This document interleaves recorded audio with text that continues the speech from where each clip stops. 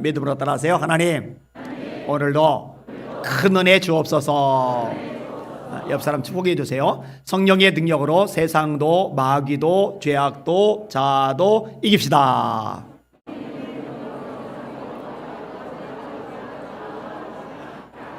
아멘, 아멘. 설교 전에 한 주간에 일어났던 간증거리를 제가 인용을 하는데 오늘 하나 인용을 할게요. 김희숙이란 분입니다. 안 목사님, 대구 도성을 성령의 불로 뜨겁게 지펴 주시옵소서. 제가 지난주 대구 갈 때, 목요일 날 대구 갈 때 이제 그때 글 다신 거예요. 감림산 기도원 안 목사님 집회 때 제가 기도 제목 축농증 27년 전 수술했는데 몇 년 가지 않아 재발되어서 재수술을 하자니 그 기억이 고통스러워 지금껏 동고동락했는데 그것을 하나님께서 고쳐주셨습니다.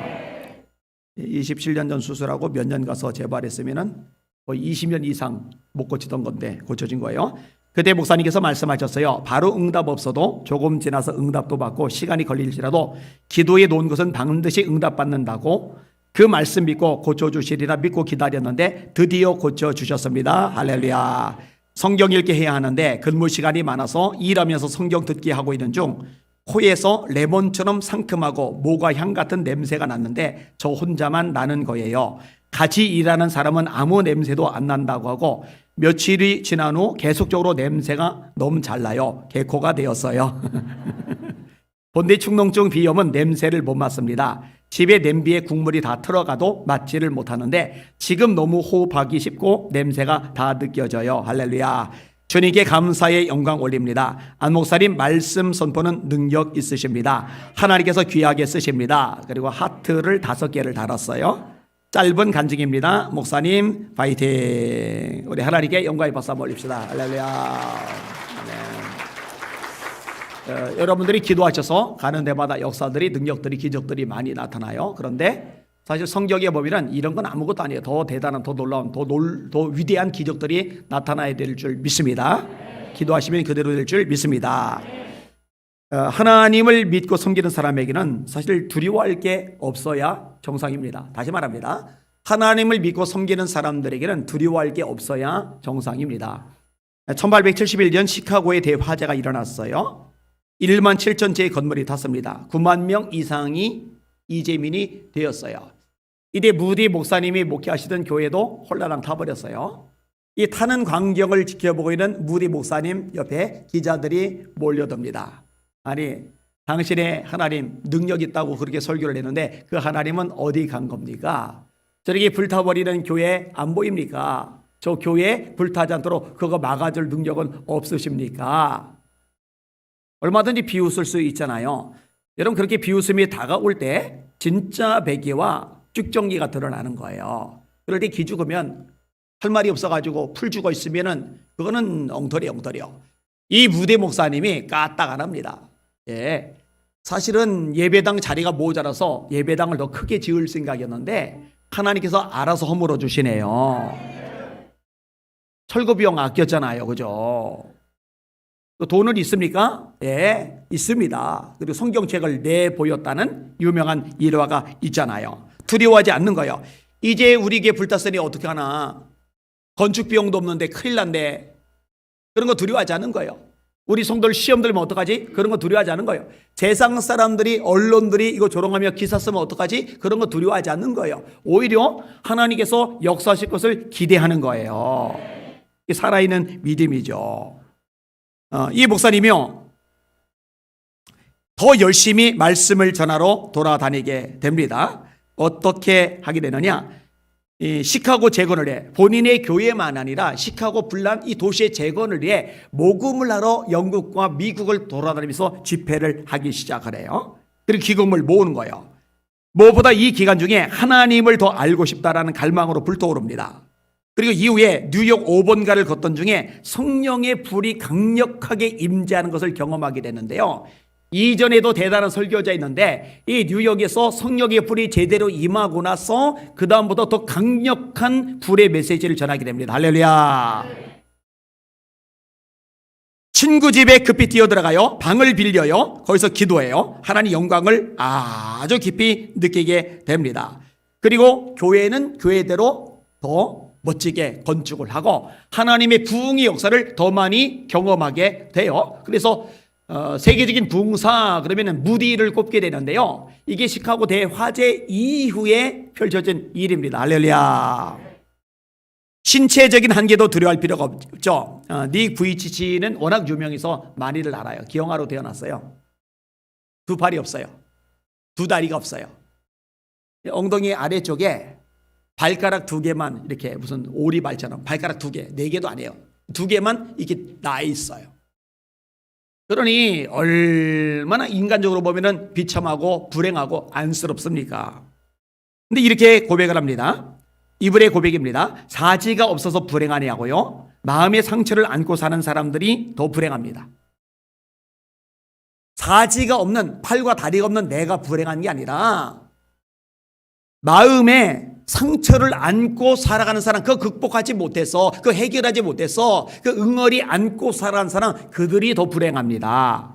신체 장애는 아무것도 아닙니다. 살다 보면 누구나 고통을 겪습니다. 그러나 인생의 목적이 있다면 어떠한 고난도, 어떠한 역경도 능히 이겨낼 수가 있습니다. 앞길이 막막했던 어린 시절에는 다른 사람의 손과 발을 한없이 부러워하며 왜 나는 손과 발이 없을까 생각하면서 절망하기도 했었죠. 하지만 전 발가락이 둘 있어요. 두 발가락으로 할 수 있는 일들을 배우기 시작했습니다. 발가락이 둘인데 그 발가락 가지고 책도 넘기고 그것으로 모든 일을 다 합니다. 이제 팔다리가 없다고 불행해하기보다는 제가 가진 두 개의 발가락으로 인하여 감사합니다. 이분 하나님을 깊이 만난 분이죠. 하나님을 사랑하는 분이죠. 장가도 갔더라고요. 애도 낳았더라고요. 발가락 두 개 가지고 서핑하는 장면 사진으로 보고 제가 기겁을 했어요. 물에 빠지면 어떡하려고. 팔다리가 있어야 수영이라도 할 텐데 발가락 두 개로는 아무리 휘저어봐야 앞으로 나가지도 못할 텐데, 그런데요, 별의별 걸 다 해요. 내 몸이 요 모양 요 꼴이나 나는 앞으로 어떻게 살아가지, 내 인생 비참해지지 않을까, 내 종말은 불행해지지 않을까, 그런 것 따위에 두려움에 사로잡혀서 흐르적거리지를 않아요. 정말 멋진 하나님의 사람이죠. 여러분, 이런 것들 뿐이겠어요. 그 어떤 것이라도 두려워하지 않은 여러분들 되시기를 주님의 이름으로 축원합니다. 성경은요, 두려워할 대상 딱 한 분만 말씀하세요. 누구냐? 하나님. 마태복음 10장에 예수님이 말씀하세요. 몸은 죽여도 영혼은 능히 멸하지 못하는 사람을 두려워하지 말고 오직 너희 몸과 영혼을 능히 지옥에 멸하실 수 있는 그를 두려워해라. 참새 두 마리가 한 아사리온에 팔리지 않느냐? 그러나 너희 천부께서 허락하지 아니하시면 하나라도 땅에 떨어지지 아니하리라. 너희는 너희 머리털까지 세신 바 되었나니 두려워하지 말라. 두려워하지 말라. 두려워하지 말라. 너희는 많은 참새보다 귀하니라. 그리고 진짜 하나님을 두려워하면 다른 두려움에서 벗어나게 되는 줄 믿습니다. 오늘 설교 제목 따라합시다. 하나님을 두려워하면 두려울 게 없다. 한 번 더요. 하나님을 두려워하면 두려울 게 없다. 이런 믿음의 종들 되시기를 예수님의 이름으로 축원합니다. 코로나19로 사람들이 두려움에 사로잡혀 살고 있는데, 이럴 때 오히려 믿음이 쭉쭉쭉쭉 자라서 하나님 한 분 외에는 두려워하지 않는 신앙으로 무장하고 뻗어나가는 축복의 기회 삼으시기를 예수님의 이름으로 축원합니다. 오늘 본문 앞부분부터 조금 다루도록 할게요. 앞부분에 보면은요, 하나님의 말씀이 반드시 이루어진다라는 걸 배우게 돼요. 다시요. 하나님의 말씀이 반드시 이루어진다. 자, 이게 뭘 얘기하느냐? 하나님이 아브라함에게 말씀하세요. 하늘의 별처럼 네 자손이 많아질 거야. 근데 아브라함을 75세에 갈대 우르 땅에서 불러내셨어요. 하랄이라고 말하기도 하고. 그래서 이제 가나안 땅에 가게 만드시는데 자식이 없어요. 그러면은 하늘의 별처럼 자손이 많아지겠다라고 말씀하셨으면 얼른 자식 낳고 그 자식이 또 결혼하고 또 출산을 여러 대 가지고 쭉쭉쭉쭉쭉쭉 늘어나야 되는데 5년이 지나고 10년이 지나고 15년이 지나고 20년이 지나도 애가 안 생기는 거예요. 그리고 마침내 아내 사라의 생리까지 끊어져 버리는 거예요. 생리가 끊어져 버리면은 의학적으로, 상식적으로, 과학적으로 출산은 이미 끝이 난 거거든요. 그런데 어떻게 돼요? 하나님이 아브라함 100세 때 사라를 통해, 생리가 끊어진 사라를 통해 이삭이 태어나게 하세요. 이삭이 리브가와 결혼을 해요. 그리고 거기서 야곱이 태어납니다. 야곱이 12아들을 낳죠. 르벤, 레위, 시몬, 유다, 이사갈, 스불론, 갓, 아셀, 단, 납달리, 요셉, 베냐민, 그리고 딸 디나 총 13명을 낳아요. 그 다음에 이들을 통해서 자손들이 늘어나기 시작을 해요. 그런데 문제가 생기죠. 가나안 땅에 기근이 생긴 거예요. 요셉은 행방불명이 돼버린 거예요. 이 가나안 땅에 사는 사람들은 생육하기가 어려워요. 번성하기가 어려워요. 왜냐? 양식이 공급이 제대로 되어야 자손들 출산이 가능하고 번성하는 게 가능하고 생육하는 게 가능하지, 양식 자체가 너무 쪼들려 버리면은 굶어 죽잖아요. 그런데 알고 보니 요셉이, 행방불명됐던 요셉이 가장 곡창지대로 유명한 애굽 땅에서 총리가 되어 있는 거고, 이 야곱의 일가족 75명이 고센 땅에 거주하면서 양식이 공급되고 공급되는 양식으로 말미암아서 생육하고 번성하라는 하나님의 말씀이 성취되는 거예요. 할렐루야. 자, 7절 말씀이 그 내용입니다. 시작. 이스라엘 자손은 생육하고 불어나 번성하고 매우 강하여 온 땅에 가득하게 되었더라. 하나님의 말씀은 반드시 이루어집니다. 할렐루야. 이거 믿으시는 여러분들 되시기를 주님의 이름으로 축원합니다. 제가 믿음을 가지게 되었던 계기가 뭐라고 그랬어요? 성경을 읽는 것 때문에 믿음을 가지게 되었다고 그랬잖아요. 성경을 반복해서 읽어요. 한 번, 두 번, 10번, 20번, 100번, 110번, 120번 계속 읽어요. 세계 역사책들을 계속 읽어요. 그리고 세계의 역사책 들어가고 성경하고 비교를 해가는 거예요.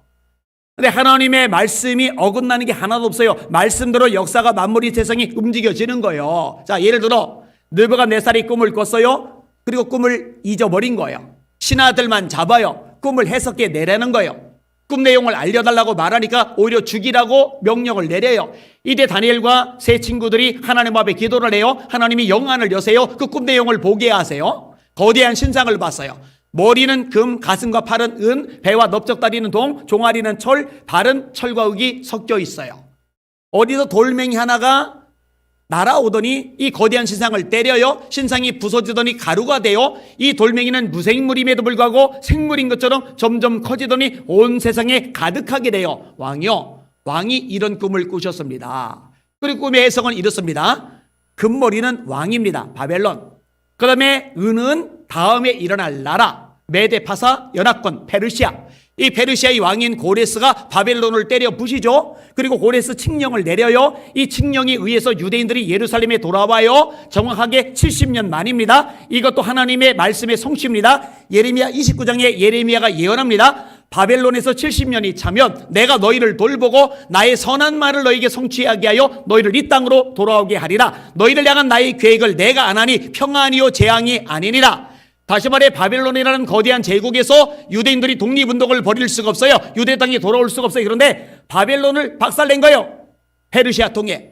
페르시아의 왕이 명령을 내린 거예요. 유대 땅에 돌아가도 좋다. 알고 보니까 하나님의 말씀, 예레미야의 예언대로 정확하게 70년 만에 예루살렘에 돌아온 거예요. 하나님의 말씀이 또 성취된 거예요. 할렐루야. 이 페르시아 다음에는 헬라라는 나라, 알렉산더 대왕이 유명하죠. 그 다음에 철과 같은 나라, 금보다 비싸지 않지만, 은처럼 은은하지 않지만, 동처럼 반짝이지 않지만, 금이나 은이나 동을 박살내고도 남을 만큼 강력한 힘을 가진 쇠, 철, 역사상 가장 강력한 무력을 지녔던 로마라는 나라, 그리고 마지막 때 철과 흙이 섞인 나라, 연합국. 이게 어떤 나라인지 몰라요. 그래도 어쨌든 지금 세계가요, 자꾸 하나의 세계 정부를 만들려는 움직임을 가지죠. 점점 그렇게 나갈 거예요. 그리고 사람을 통제하기 시작할 거예요. 근데 이렇게 마지막에 나라가 이렇게 형성된 시점에 돌멩이 하나가 날아와요. 이 돌멩이는 누구냐? 예수님이십니다. 할렐루야. 결국 이 돌멩이 앞에 세상 모든 나라가 부서져 가루가 된다는 거 깨달으시길 주의 이름으로 축원합니다. 그리고 예수님만이 하나님의 날이 가득하게 되는 거예요. 할렐루야. 이런 것들을 발견하는 거예요. 제가 대학 때 이런 것들을 다 발견해 내면서 얼마나 기쁘고 감격하고 전율했는지 모릅니다. 따라합시다. 하나님의 말씀은 반드시 이루어진다. 믿으시기를 주님의 이름으로 축원합니다. 아브라함에게 말씀하셨어요. 아들 이삭에게 말씀하셨어요. 그 아들 야곱에게 말씀하셨어요. 그런데 어려워졌어요. 알고 보니 결국 말씀대로 생육하고 번성해져요. 오늘 본문에 명확하게 드러났잖아요. 자, 이스라엘 백성들 숫자가 많아지니까 바로 왕이 위기를 느껴요. 그래서 이 하나님의 말씀이 더 이상 성취되지 못하도록 차단하는 역할을 하려고 해요. 이 세상 권력이 그런 짓을 저지르는 거예요. 자, 8절과 9절 읽겠습니다. 시작. 요셉을 알지 못하는 새 왕이 일어나 애굽을 다스리더니 그가 그 백성에게 이르되 이 백성 이스라엘 자손이 우리보다 많고 강하도다. 그리고 어떤 조치를 취해요? 자, 10절 11절 시작. 자, 우리가 그들에게 대하여 지혜롭게 하자. 두렵건대 그들이 더 많게 되면 전쟁이 일어날 때에 우리 대적과 합하여 우리와 싸우고 이 땅에서 나갈까 하노라 하고 감독들을 그들 위에 세우고 그들에게 무거운 짐을 지워 괴롭게 하여 그들에게 바로를 위하여 국고성 비돔과 람셋을 건축하게 하니라. 고생을 심하게 시키는 거예요. 요셉이 총리였고 총리인 요셉 때문에 애굽이 망할 뻔한 상황에서 살아났잖아요. 애굽의 백성들이 요셉을 은인으로 생각을 하잖아요. 바로 왕도 요셉에게 고마운 마음이 있었잖아요. 그때만 해도 이스라엘 백성들은 편안하게 누리면서 생활을 했는데 그러면서 생육하고 번성하게 되었는데 왕조가 바뀐 거예요. 요셉을 모르는 새로운 왕조의 왕이 바로가 돼버린 거예요. 그러고 나니까 고마움도 없는 거죠. 요셉을 굳이 생각할 필요도 없는 거죠. 그런데 저 분명히 우리 애굽인들이 아닌데 자꾸 불어나네. 위기를 느끼니까 이거 암만 해도 안 되겠다. 인구 조절 정책을 쓰자. 더 이상 번성하지 못하도록 좀 막아내자. 어떻게 하면 될까? 아, 그래, 고생을 시키자. 그래서 비돔이란 성을 짓게 해요. 람셋이란 성을 짓게 해요. 그런데 혹독하게 노동일을 시킨 거예요. 지치게, 막 진액이 빠지게. 졸지의 노예가 돼버린 거죠. 그렇게 지치면, 그렇게 피곤하면, 그렇게 진이 다 빠지면은 더 이상 자식을 많이 낳지 못하리라고 생각을 한 거예요. 인간적인 수단과 방법을 동원한 거죠. 그런데 이게 의미가 없어지는 거예요. 자, 말씀 보세요. 12절 시작. 그러나 학대를 받을수록 더욱 번성하여 퍼져나가리. 애굽 사람이 이스라엘 자손으로 말미암아 근심하여. 자, 따라합시다. 학대를 받을수록 더 번성했다. 한 번 더요. 학대를 받을수록 더 번성했다. 그 당시에 가장 강력한 세상 권력이 나서서 고통을 주는데 하나님의 뜻을 막을 수가 있어요, 없어요? 있어요, 없어요? 없는 거예요. 절대로 막을 수가 없는 거예요. 여러분, 이런 하나님의 능력 역사를 믿으시는 여러분들 되시기를 주님의 이름으로 축원합니다. 제가 어제 영상 올린 거 혹시 보셨어요? 김지름 목사님을 만났고 그분이 이제 처음에 모임에서 설교하셨던 내용을 제가 인용을 했어요. 그분을 비판한 영상이 아닌데 오해하신 분이 한 분이 계시더라고요. 그분이 인용한 내용이 뭐냐면은 예전에 포린 폴리시라는 잡지에서 한국이 2040년도에 세계 4대 강국 중에 하나가 될 거라고 예견한 그 잡지 내용을 인용을 한 거예요.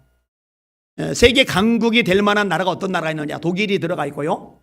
미국이 들어가 있고요. 터키가 들어가 있고요. 그리고 이제 우리나라가 들어가 있더라고요. 그리고 저는 관심사가 이제 우리나라니까 이제 우리나라에 대해서 어떤 이야기를 했는가 제가 다 노트북으로 받아 적었어요. 5가지를 얘기하는데 첫째로 한국 국민의 국민성, 근면하다, 열정이 있다. 우리 대한민국 국민들 정말 근면합니다. 열정 있습니다. 두 번째로 한국인들의 교육열 대단하죠. 오바마 대통령 때 대한민국의 교육에 대해서 굉장히 여러 차례 언급을 했던 기억이 있어요. 세 번째로 기술, 예를 들어 원자력 같은 거 안전도 세계 1위, 단 한 번도 사고가 나지 않았던 나라가 우리나라입니다. 프랑스도 우리나라 못 따라가요. 미국도 우리나라 못 따라가요. 원자력 기술 세계 1위. 네 번째로 해외 동포들 700만 명의 네트워크.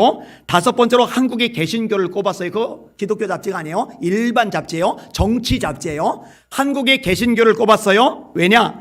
그만큼 영적 도덕적 에너지를 준다는 거예요. 이런 얘기를 하셨어요. 그런데 이 5가지 항목을 지금 굉장히 철저하게 짓밟고 있는 게 현재 문재인 정부입니다. 제가 그거를 어제 방송에서 다룬 거예요. 여러분, 근면, 열정, 이 근면과 열정을 갉아먹고 있는 정책을 쓰는 게 지금 정부입니다. 제가 이 얘기는요, 예전 몇 년 전부터 계속 얘기했어요. 퍼주는 정책 자꾸 쓰면 안 돼요. 절대로 안 돼요. 제가 쿠바를 갔다 오고 나서도 그때도 설교를 했어요. 쿠바는요, 우리나라보다 잘 살던 나라입니다.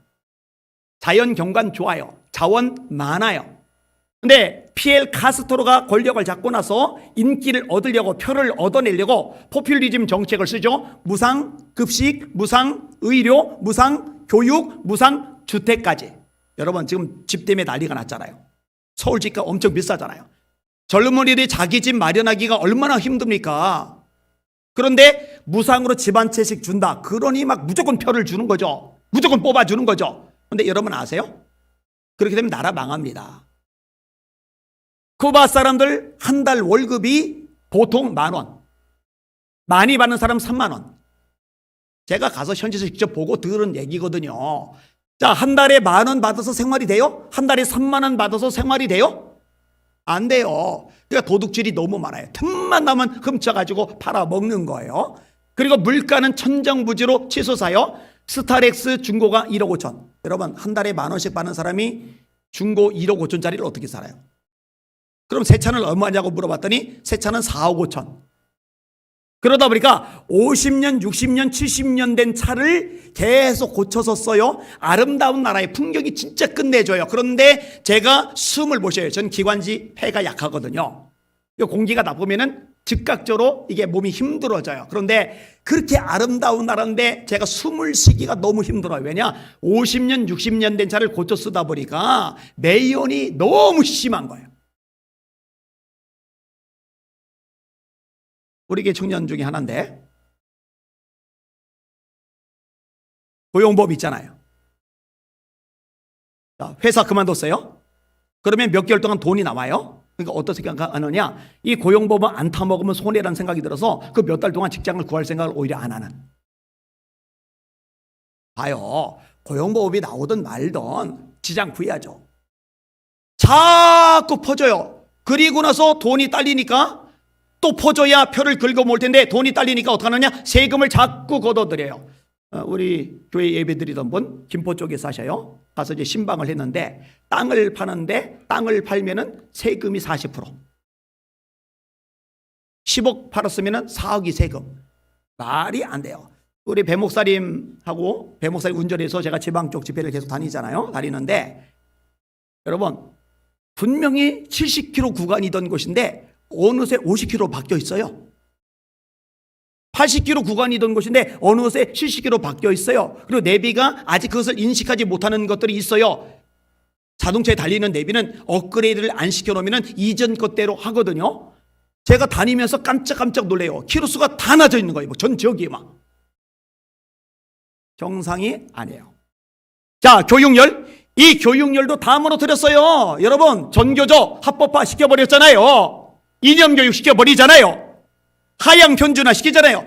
여러분 실력 있는 애들이 실력 있는 학교에 가서 거기서 자기들끼리 실력 있는 애들끼리 경쟁해서 더 높은 실력을 가지게 되고 이렇게 뛰어난 아이들 하나가 뭔가 벤처기업 같은 걸 만들어놔야 일자리도 창출이 되는데 전부 다 우미나 정책 하향 평준화가 돼버렸어요. 지금 고등학교들이. 그러니까 서울대 같은 우리나라 제일 좋은 대학조차도 이 대학생 애들이 문장력이 떨어진대잖아요. 한문도 제대로 못 읽는대잖아요. 아이고 신경 써요. 원자력도 마찬가지죠. 여러분 탈원전 정책 썼잖아요. 원전 비리 조사 들어가니까 검찰총장 찍어내려고 난리가 나잖아요. 아니 이렇게 좋은 기술을 왜 스스로 폐기를 시킬까? 그래 놓고는 태양광을 전지역이 설치해요. 제가 이것도 많이 보는데 차를 타고 가는데 멀쩡한 산을 깎아서 흉측해졌어요. 그리고 이 지난 여름 홍수 때 이게 어그러진 것들인데 그거를요 8월에 홍수가 났으면은 지금 9월, 10월, 11월, 12월 4개월이 지냈는데 아직도 복구를 안 하고 그냥 방치를 다 해놓고 있어요. 이거. 그리고 태양광 자체가 친환경이 아닙니다. 그 자체에서 나오는 오염물질이 심각해요. 심각해요. 정말 좋은 기술은 날려버리고 엉뚱한 것들을 하고 해외 동포 700만 네트워크 이것도 걱정돼요. 너무 이간질하니까 집주인과 세입자를 갈라놨죠. 지역 갈라진 거는 원래부터 있었죠. 다 갈라놨어요. 다 갈라놨어요. 이러다가 해외 동포들로 갈라놓는 거 아닐까? 그 다음에 한국의 개신교가 굉장히 중요한 요소라는데 교회 다 박살났죠. 어제 기아대책 이사회가 몰렸어요. 송년 모임. 제가 이제 금천지역 회장이기 때문에 참석을 하게 됐는데 요 근처에 꽤 큰 교회가 하나가 있어요. 요 지역에서 손에 꼽는 교회입니다. 그래서 목사님 보고 물었어요. 목사님, 요즘 예배 출석률 어때요? 얼마 전까지 겨우 65% 정도 끌어올렸는데 2단계가 격상이 되면서 알아서들 안 나오네요. 그러니까요, 원래 예배 인원의 3분의 1, 심지어 4분의 1, 반 이상 나오는 교회들이 별로 없어요. 그러면은 집에서 온라인이라도 붙잡고 스마트폰이라도 붙잡고 예배 드리는 사람들은 그래도 말씀을 듣잖아요. 말씀을 들으니 믿음이 유지가 되잖아요. 근데 그렇게 안 하는 사람들 굉장히 많거든요. 만약 그렇게 이렇게 현장 예배 안 드리는 사람들이 온라인 예배를 드리면은 교회들마다 유튜브 조회수가 팍팍팍 늘어가야 되는데 그 교회 교인들 수 택도 없을 만큼 조회수가 안 나오거든요. 우리 교회 빼고. 우리는 우리 교회 교인들 숫자보다 몇십 배 이상 많이 나와요. 그러니까 상관이 없는데, 그러면 그들은 어떻게 될까? 그 교회 학교는 어떻게 될까? 학생회는 어떻게 될까? 한국교회는 어떻게 될까? 어제도 회의한다고 가는데 가면서요, 또 오면서요, 입에서요, 계속 하나님 한국교 어떡하죠? 하나님 한국교 어떡하죠? 우리 대한민국 어떡하죠? 우리 대한민국 어떡하죠? 막 이런 생각만 계속 나요. 계속 나. 그러다가 정신 바짝 차리는 거예요. 어떤 생각을 하냐?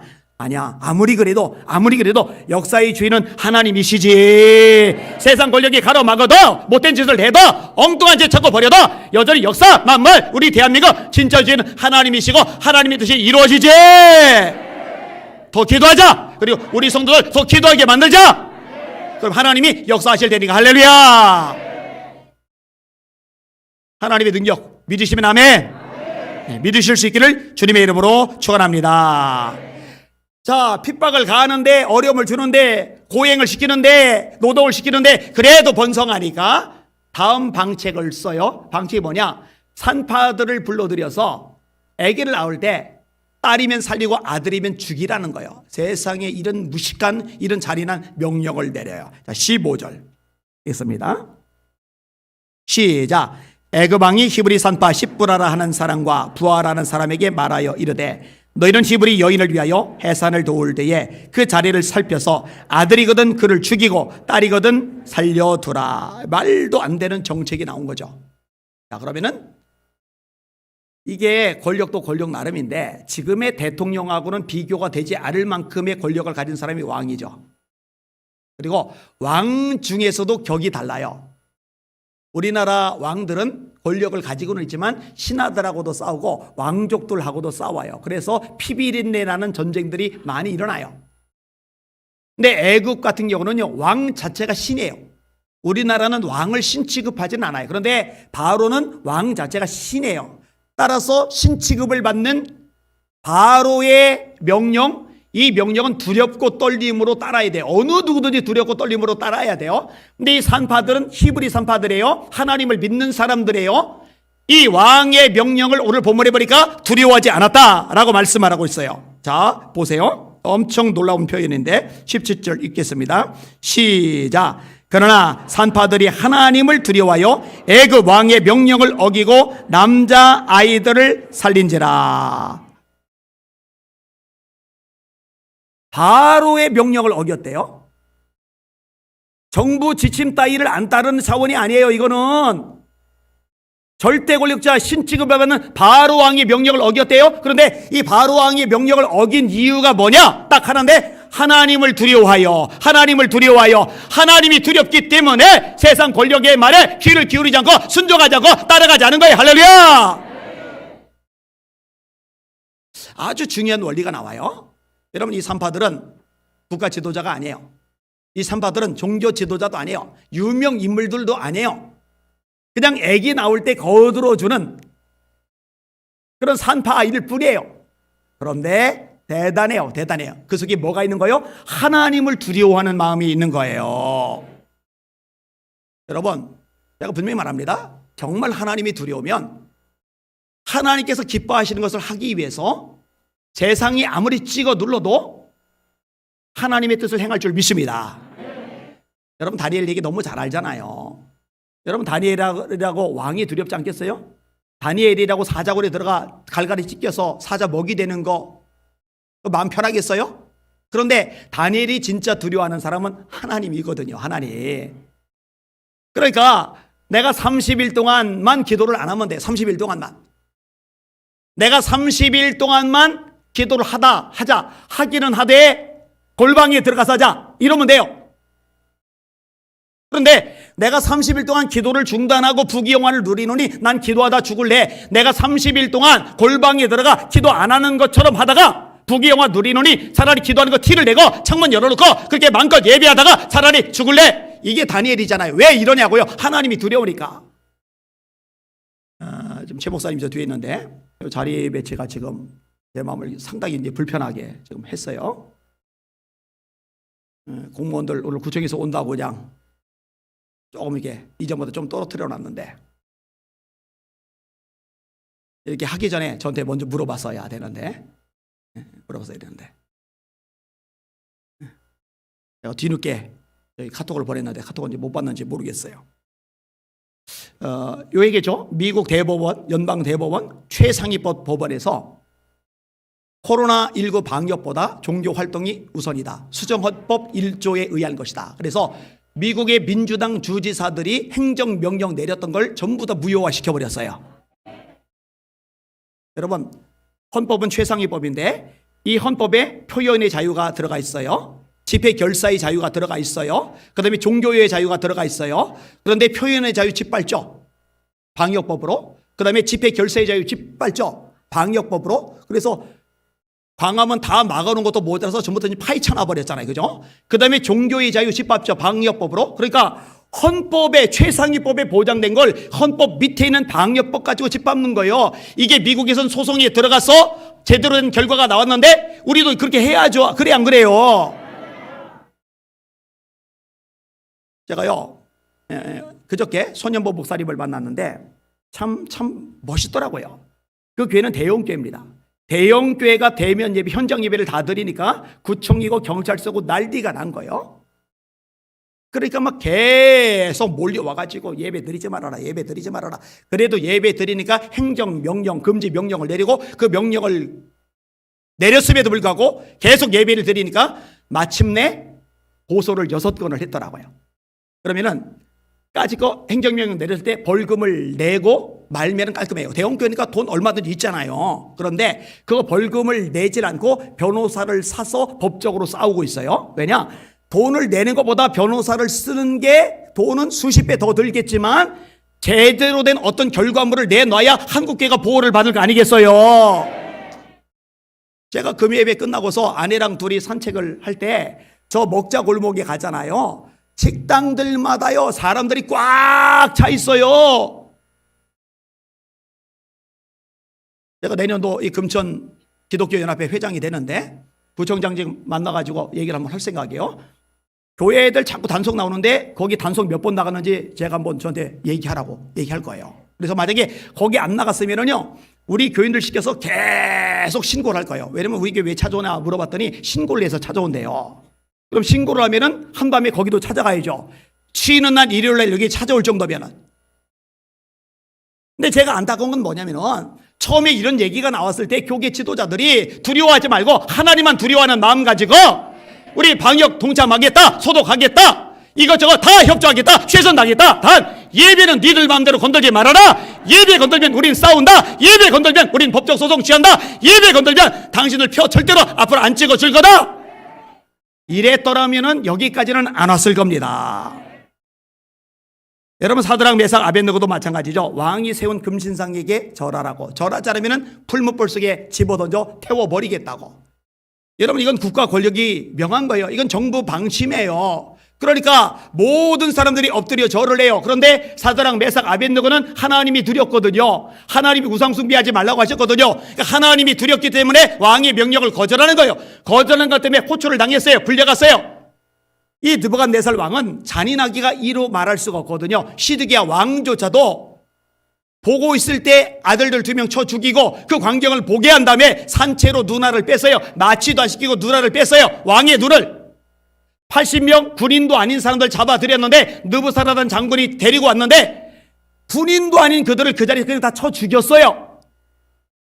이런 인간 앞에서 얼마나 살떨리겠어요. 그런데 이 잔인한 왕이 글쎄 기회를 한번 주는 거예요. 이제라도 악기 소리 나면 절해. 그럼 내가 한번 봐줄게. 절하지 않으면 너 태워 죽여. 그때 뭐라 그래요? 왕께서 나를 불에 집어넣어주면 하나님이 나를 건져내실 겁니다. 여러분 이런 믿음 있어야죠. 그죠? 당신들이 정치 권력이 아무리 찍어 눌러도 우리가 하나님의 말씀대로 순종하면 하나님께서 기적을 통해서 이 모든 상황 역전시켜주고 나는 믿는다 말을 해야죠. 그 다음 말이 뭐예요? 그리 아니하실지라도 나는 왕의 신상에게 절하지 아니할 줄을 아옵소서. 자, 다니엘은 결국 사자굴에 들어가요. 사드락 메삭 아벤느고는 결국 풀무불 속에 들어가요. 그런데 사자가 입을 벌리질 못해요. 사자가 발톱을 후려치지를 못해요. 까딱하지도 못하는 거예요. 다음날 끄지 못해요. 다니엘이 정적들을 집어던져요. 그들이 땅에 닿기도 전에 사자들이 뼈를 부서뜨렸다고 기록을 해요. 사드락 메삭 아벤느고를 집어넣는데 분명히 3명을 집어넣는데 4명이 불 속에서 춤을 추며 하나님을 찬양해요. 그리고 넷째의 모습은 사람의 모습하고 달라요. 나와라 했더니 머리 털끝 하나 안 살랐어요. 밧줄은 탔는데 옷은 안 탔어요. 하나님이 역사와 능력을 기적을 나타내 주신 거예요. 만약에 한국교회가 이럴 때 두려워하지 않고 하나님만 두려워해서 하나님 말씀대로 하겠다고 했다면 한국교회 새로운 부흥이 일어났을 텐데 기회를 못 잡은 거예요. 속상해요. 안타까워요. 자, 산파들 하나님이 두려워서 왕의 명령을 거역했다. 하나님이 기뻐하시는 거예요. 이들에게 하나님의 복이 임해요. 20절 21절 읽겠습니다. 시작. 하나님이 그 산파들에게 은혜를 베푸시니 그 백성은 번성하고 매우 강해지니라. 그 산파들은 하나님을 경외하였으므로 하나님이 그들의 집안을 흥왕하게 하신지라. 아멘. 하나님이 은혜를 베푸셨답니다. 하나님이 그들의 집안, 산파들의 집안을 흥왕하게 하셨답니다. 이유가 뭐냐? 그 산파들은 하나님을 경외하였으므로. 이 하나님을 경외하는 게 뭐예요? 하나님을 두려워하는 거죠. 사랑하는 여러분들, 그리고 방송 듣는 여러분들, 제가 서론에 인용했던 구절 다시 한번 따라서 해봅시다. 몸은 죽여도 영혼을 멸하지 못하는 사람을 두려워하지 말고 오직 너희 몸과 영을 지옥에 멸하실 수 있는 그를 두려워해라. 아멘. 좀 더 따라하세요. 참새 2마리가 한 아사리온에 팔리지 않느냐. 그러나 너희 천부께서 허락하지 아니하시면 그 하나라도 땅에 떨어지지 아니하리라. 믿으시기를 주님의 이름으로 축원합니다. 축원합니다. 제가 최근 몇 년 동안에 얘기를 끄집어냈던 것들이 있어요. 끄집어냈던 것들이. 그 중에라가 뭐냐? 하나님이 이 안희한 목사하고 비전을 같이 할 사람들을 보내주신다고 약속하셨다. 이거 선언했었고, 또 하나는 세상적으로 하나님이 나를 유명하게 하신다고. 이거는 대전 집회 갔을 때 하나님께서 제게 말씀하셔서 제가 교회에서 선포를 했던 거예요. 세상적으로 안희한 목사를 유명하게 하신다고 나한테 말씀하셨다. 이 2가지. 그리고 이제 개인적인 것들, 우리 가정에 대한 것들도 있는데 그거는 뭐 지금 설명 안 해드릴게요. 그것도 이제 이루어졌어요. 최근에도 아내하고 얘기해서 하나님께서 이런 방식으로 이루셨네. 사실은 그게 이루어지지 않을 상황이에요. 불가능할 상황이었는데 하나님께서 희한한 방법으로 그걸 이루어 주셨어요. 자, 여러 차례 선포를 했어요. 근데 하나님이 기회를 주셨어요. 저희 교회에 코로나 확진자가 나온 거예요. 8명. 이게 나오면서 교회가 대형 폭탄을 맞았죠. 이게 확진자가 나온 교회하고 나오지 않은 교회하고 달라요. 완전히 달라요. 이 성도들 전체가 2주 격리를 당해요. 그 과정에서 곽 집사님은 인천에서 학원을 열었는데 학원 연지 얼마 안 돼가지고 확진 났으니 학원이 얼마나 힘들어지겠어요. 또 사업을 하는 분 힘들어지죠. 직장에서 잘린 분도 있어요. 이런저런 불이익을 당해요. YTN, SBS부터 시작해서 방송마다 우리 교회가 나와요. 우리 교회 사진, 심지어 실내 사진까지 찍어가지고 영상으로 다 나가요. 텔레비전에서 우리 교회 나오는데 하나도 안 반갑더라고요. 제가 그때는 좀 오해했어요. 아니, 하나님이 나를 유명하게 하신다고 그랬는데 이런 식으로 악명 높게 하시는 거였나? 그리고 네이버에 기사가 제가 확인한 것만 77개 기사가 떴으니까, 우리 예수비전 성결교회. 그리고 보통은 예수비전교회 이렇게 하고 많은데 예수비전 성결교회로 이렇게 정확하게 뜨다 보니까 저한테 전화가 빗발치는 거예요. 예수비전 성결교회라는데 목사님 교회 맞죠? 이러고 해가지고. 근데 그거 유명해진 거 아니었어요. 그거는. 일단 넘어갈게요. 자, 이렇게 되고 나서 코로나가 막 확산되면서 막 격상되고 그러니까 신경이 쓰이잖아요. 그죠? 왜냐면은 안 겪었으면, 우리가 겪기 전까지만 해도요, 오후 예배가요, 인원이 계속 늘어가고 있었어요. 분위기가 점점 살아나고 있었어요. 근데 확진자가 나오고 폭탄을 맞고 나서 그 다음에 이게 격상이 되고 이런 와중에서 또다시 예배를 강행하려고 하다 보니까 신경이 안 쓰이지는 않더라고요. 이게 이제 저한테 주어진 기회예요. 그때 제가 생각했는데 사드락 메삭 아벳느고가 생각이 나고 다니엘이 생각이 나고 그 다음에 베드로가 이렇게 말하죠. 하나님 앞에서 너희 말 듣는 것이 하나님 말씀 듣는 것보다 옳은가 판단하라. 우리는 보고 들은 것을 말하지 아니하셨다. 정치 권력자 당국자들이 전도하지 말라고 금지 명령을 내렸는데 하나님 말씀 듣는 것이 니들 말 듣는 것보다 옳은가 판단하라. 우리는 하나님 말씀 들어야 돼. 요 세 가지 종류가 생각나면서 이거는 하나님이 우리 안희한 목사에게, 우리 예수비전 성결교회에게 주신 찬스구나 생각이 들어서 잡았어요. 우리는 예배 계속 드린다. 그런데요, 하나님께서 기뻐하셨어요. 기뻐하시니까 이루어진 거예요. 진짜로 제 생각하고 똑같은 사람들만 여기저기서 찝어서 골라서 불러 모아 주시더라고. 할렐루야. 여러분들, 최근에 오신 분들, 여러분들이 그냥 온 게 아니라 하나님이 저에게 말씀하신 거 그대로 하나님이 여러분을 불러주신 거예요. 그렇게 믿으시면 아멘. 네, 저는 100% 그렇게 믿어요. 그리고 하나님께서 세상적으로도 이전보다 훨씬 유명하게 해주세요. 빈말이 아니에요. 잘난 척하기 위해서 하는 말이 아니에요. 여러분 길거리 가는 데마다요, 알아본 사람이 왜 이렇게 많아요? 세무서 볼일을 보러 갔더니 혹시 안 목사님이세요? 지나가던 차가 차를 끽 세우더니 창문 내리더니 혹시 안 목사님이세요? 천지사방에서 알아보고 보이더라고요. 그러니까 이전에 코로나 확진자 나와서 신문에 도배해서 유명해지는 게 아니라 다른 방식으로, 다시 말합니다, 잘난 척하는 게 아니라 하나님이 말씀하신 거는 그대로 된다는 거, 그걸 말씀드리는 거예요. 말씀을 정리합니다. 따라합시다. 하나님을 두려워하면 두려울 게 없다. 하나님 한 분 외에는 아무것도 두렵지 않은 주님의 종들 다 되시기를 예수님의 이름으로 축원합니다. 환경 두려워하지 맙시다. 질병 두려워하지 맙시다. 처지 두려워하지 맙시다. 사건 두려워하지 맙시다. 사람 두려워하지 맙시다. 사람 중에 특별히 정치 권력 따위 두려워하지 맙시다. 믿음으로 따라하세요. 나는 하나님의 사람이다. 믿음으로 따라하세요. 나는 하나님의 아들이다. 나는 하나님의 딸이다. 아멘. 우리를 아들, 딸 삼으신 하나님 감사합니다. 영광의 박수 올립시다. 할렐루야. 아멘, 아멘, 아멘. 그대로 손 드시고